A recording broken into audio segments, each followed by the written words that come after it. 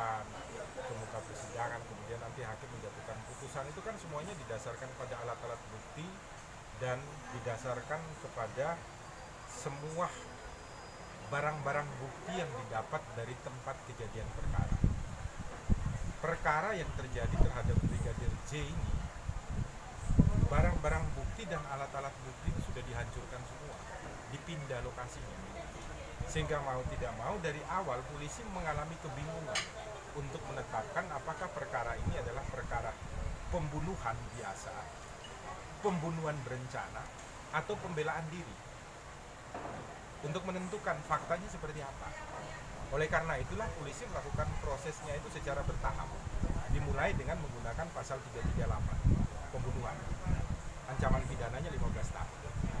Tetapi setelah mendengarkan keterangan-keterangan dari saksi-saksi yang berubah berdasarkan desakan masyarakat, kemudian berubah menjadi pembunuhan berencana di 340, itu sudah lumrah. Karena sesuai dengan fakta-fakta yang didapat oleh polisi di dalam proses peradjudikan. Jadi bagi saya sendiri itu hal yang lumrah, karena nanti untuk mempermudah jaksa menyusun surat dakwaannya seperti apa. Apakah dakwaan tunggal, apakah dakwaan alternatif, dakwaan subsidiaid, atau dakwaan kumulatif atau kombinasi. Nah, menurut pandangannya kami, pasti jaksa akan menuntut itu dengan surat dakwaan yang disusun secara subsidiaid. Jadi dari tindak pidana yang paling berat sampai dengan tindak pidana yang paling ringan. Jadi dimulai dari 340 mengenai pembunuhan berencana, 338, dan juga mungkin nanti akan masuk penganiayaan yang menyebabkan seseorang meninggal dunia. Terus semuanya tergantung. Tujuan dari penyelidikan ini apa sih, Pak? Analisanya seperti apa? Tujuan penyelidikan itu adalah untuk mendapatkan alat-alat bukti untuk menentukan apakah sebuah pengaduan itu dapat dilanjutkan atau tidak.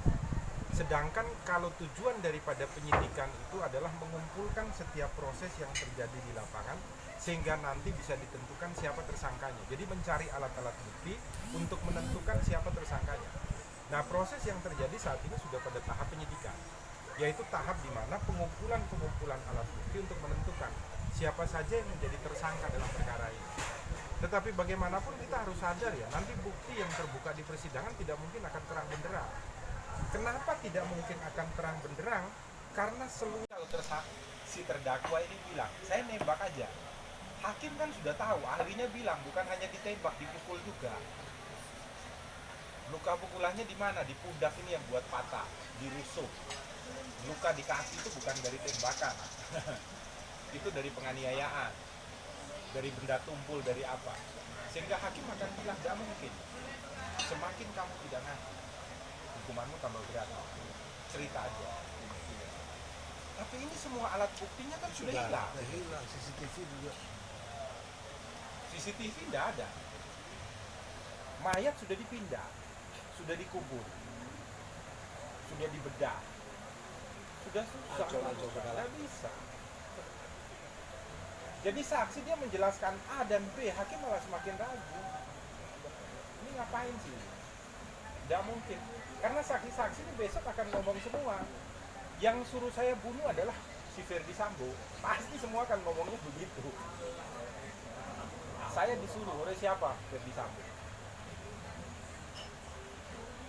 Arahnya nanti seperti itu. Padahal bisa jadi Ferdi Sambonya yang nembak sendiri. Tidak tahu.